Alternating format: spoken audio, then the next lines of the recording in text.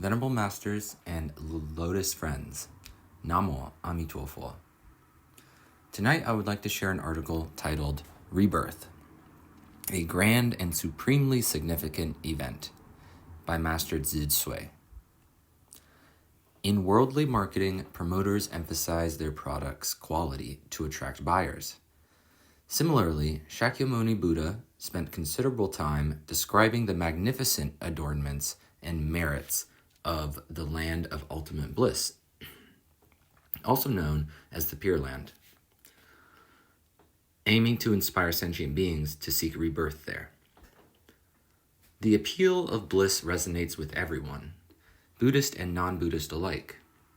While fewer people today are willing to undergo austere practices, all are naturally drawn to what benefits them.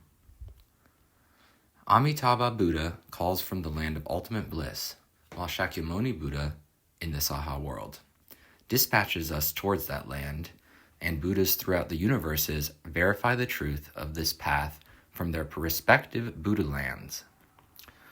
This is a united effort of all Buddhas to guide sentient beings towards rebirth to the Pure Land.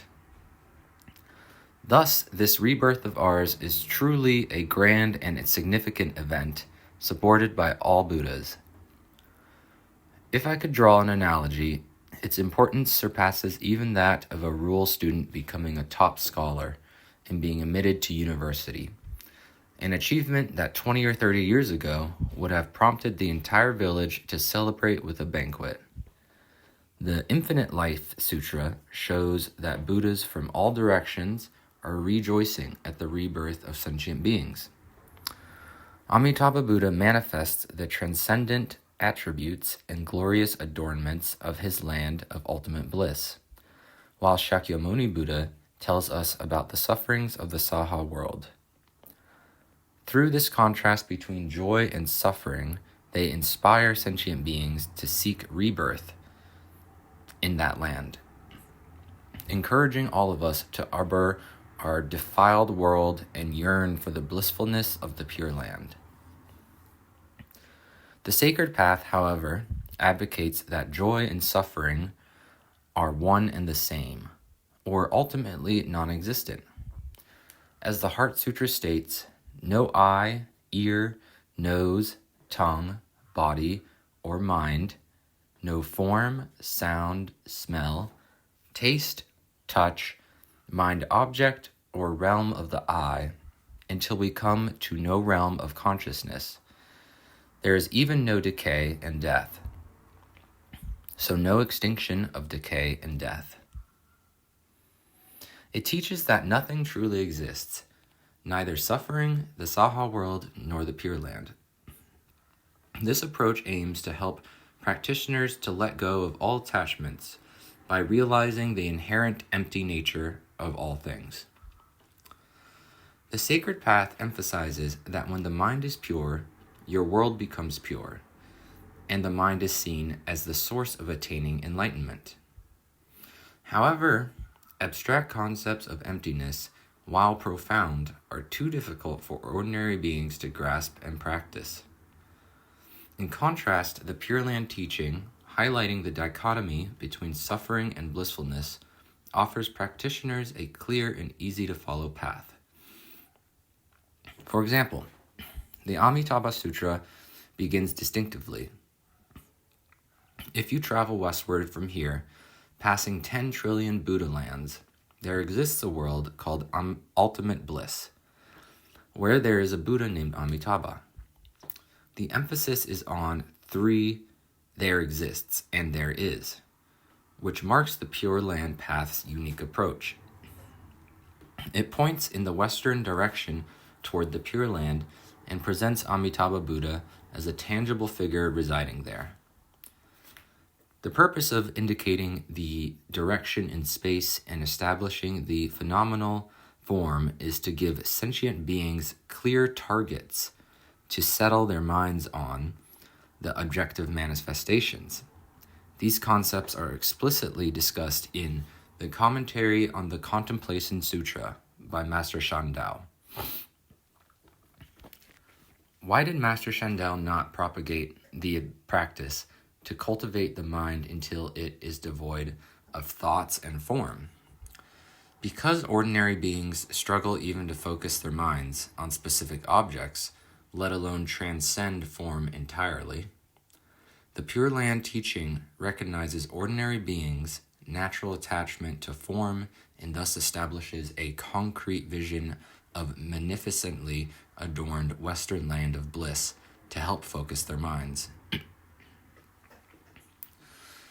While other Dharma paths aim to break attachments, the Pure Land path skillfully works with them.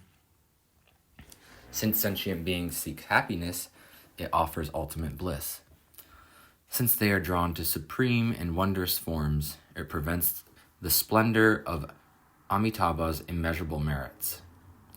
It uses the Pure Land's magnificent adornments to fulfill sentient beings' aspiration, truly satisfying all that sentient beings long for. The Pure Land teaching works through affirmation of existence, as only through this approach can sentient beings develop the aspiration for rebirth. As ancient masters observed, without seeing hell's intense suffering, one's resolve to practice with vigor is lackluster. Without seeing the Pure Land's supreme joy, one's aspiration for rebirth remains dormant. People rarely feel the repulsion of the Saha world when committing wrongdoings, totally ignoring the consequences of their acts. Only when facing painful retribution do they begin to reflect. This is why Shakyamuni Buddha teaches about the karmic causation through the 5 evil acts, showing how they lead to 5 forms of suffering during one's life, which ultimately results in the 5 searing pains in the wretched realms after death. To awaken our desire for liberation, working in harmony with this, Amitabha Buddha, through displaying the Pure Land's supreme adornments, inspires our admiration and longing to return there.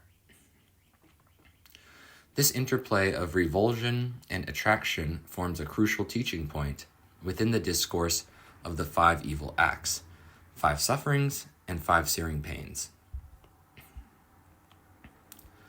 Master Shandao composed many verses encouraging the Pure Land practice. His Return Home Gatha captures the essence of Shakyamuni Buddha's teaching on the 5 evil acts, 5 sufferings, and 5 searing pains. Let us return home. In the Saha's defied world, we must not stay. Countless eons passed. All 6 samsaric realms we've wandered through. Here, no true joy exists. Only sorrowful laments resound. When this life comes to an end, the nirvana realm shall we arrive.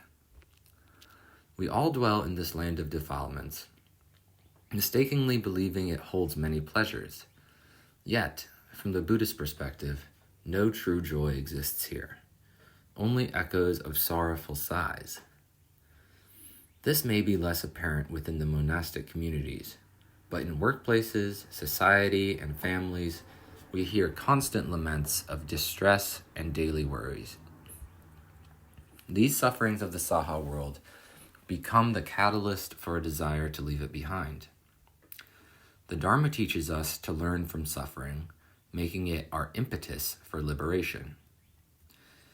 Ancient sages identified 2 aspects of aspiration: aversion to this world and yearning for the Pure Land. The aversion manifests as the wish to renounce this world, while yearning draws us toward rebirth in the Land of Ultimate Bliss. Those who believe that we are all iniquitous, ordinary beings subject to endless cycles of rebirth understand that, since time immemorial, we have resisted renouncing the Saha world, resulting in immense karmic retribution. They also recognize that they lack the capability to free themselves from this cycle without relying on Amitabha Buddha. From this deep faith naturally arises both the wish to leave this world and the aspiration for rebirth in the Pure Land. Thank you for the opportunity to share this article. Namo Amitofo.